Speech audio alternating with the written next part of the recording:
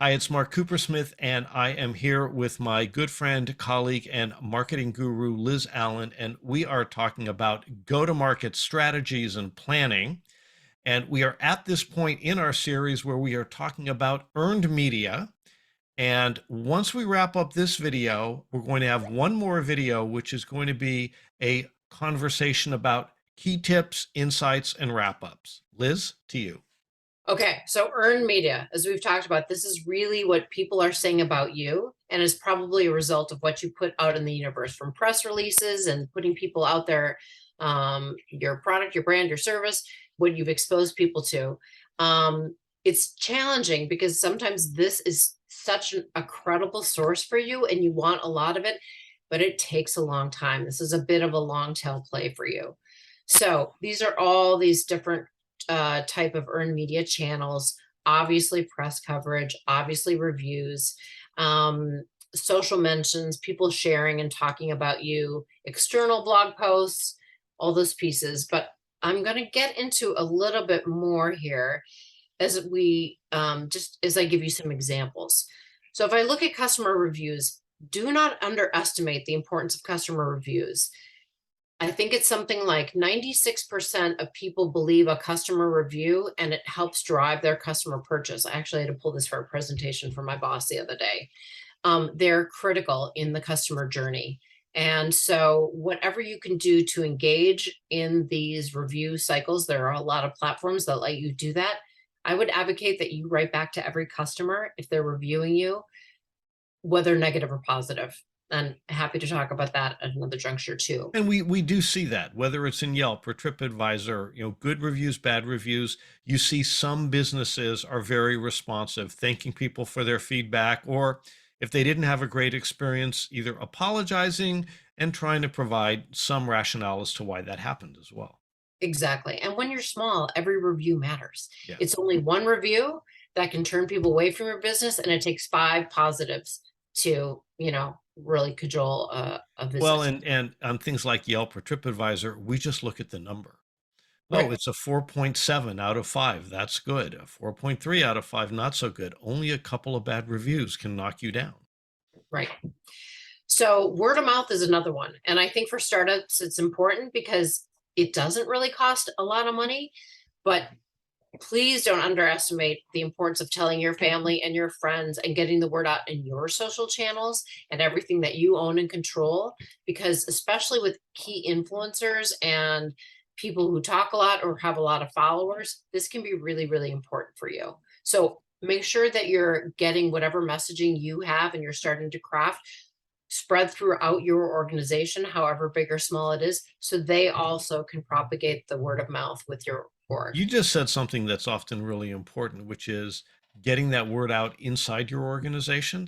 And there's a number of reasons why. One of them is what you just said, of course, so that they can push it out. But ensuring that you're all on the same page is another key element of making sure internally you've got your messaging down. Yeah, I think internal alignment is really sort of underrated and not really talked about as much. Yeah.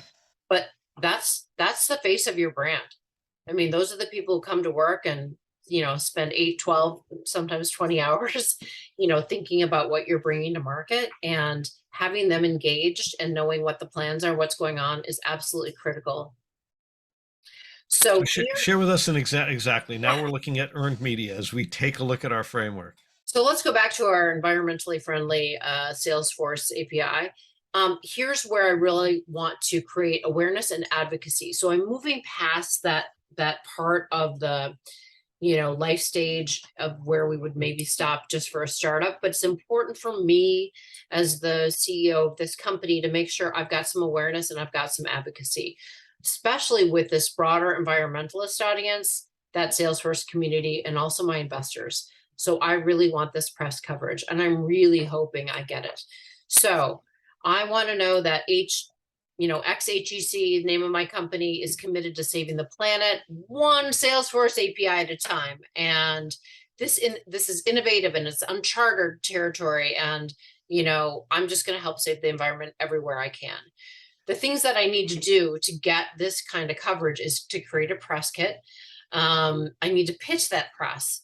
I need to pitch the Dreamforce press, and I need to look for company connections to key press influencers. Maybe it's also my network, and maybe it's my friend's network, and maybe it's my partner's network, or somebody within the organization. Maybe somebody we know has a contact that could be really beneficial for us. Um, One of the things for me that's really interesting is sometimes people say, I'm just going to write a press release and issue it and people will cover me. Does that happen?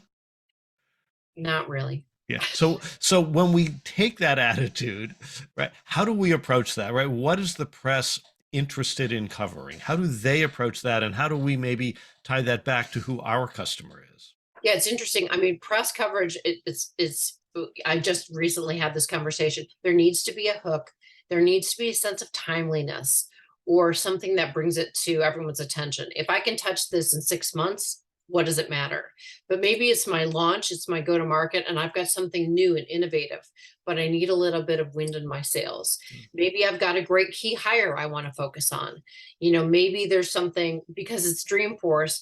Like Dreamforce is not just about, selling Salesforce products, but we're also about, these do good philanthropic pieces. Mm. And so I've got an angle there, and I'm going to take advantage of the press that Dreamforce is assembling and try to hit it big there versus me and my little lonesome trying to go out and get the environmental press to pay attention to me. Absolutely. I mean, it's important that we understand who the press are that we're trying to attract, or influencers as well. And, if it's aligning with Earth Day or a total eclipse or whatever else it is that they're concerned about and their readers or viewers care about, that's that kind of hook that we want to do, that we want to include, that makes it timely and says, we want to get this out now. Because otherwise, as Liz was saying, if it could be just as relevant in 6 months, then we really don't care. Right. I would also add sometimes giving an exclusive to a publication Yeah. or a site or a journalist can be really helpful. Like you're going to be the first one to see it, but we need you to cover it, especially if it's like a tech gadget or something like that. We're going to give you, our first beta so you can check it out. Here I put just some logistics and considerations. Obviously, I need to make sure all the site info is up to date with the latest info and bios so they can research and see the credibility we have at our company. If I've got any stats like over 1.5 million patients served or something like that, that would be great. Patients I just pulled in. But here I want to, really a great milestone is that I want to garner X amount of media dollars. So what would it cost you to advertise in that venue? That's an easy translation to figure out what your PR value is worth. Right. And PR is not free. I mean, we think it's free because somebody's covering us, but we often have agencies or we hire a team or whatever. So having a sense of what that value is vis-a-vis paid media, very important. Absolutely. And when we look at our frameworks, these are examples in each of the channels. But when we build this framework out, we may want to do 2 or 3 or 4 or 5 specific campaigns or specific tactics for each of the channels and for some of the different elements in that customer life cycle. So how do we really build this out? Do we do a different page, for example, for each type of media? What do you suggest? I would actually take a page for each media, and you can slice it, the media pieces different ways. I like paid, owned, and earned because Right. it's an easy way for me to think about it. And I would actually grab the people on your team and pull them together and be like, here are all the channels. Then really start to talk about the ROI and where you're going to get, again, that biggest bang for your buck and make an impact in the market with your customer, to make sure you're nailing it. And then, again, third party reviews, earned media is going to be a little bit of a slower burn or, sort of build.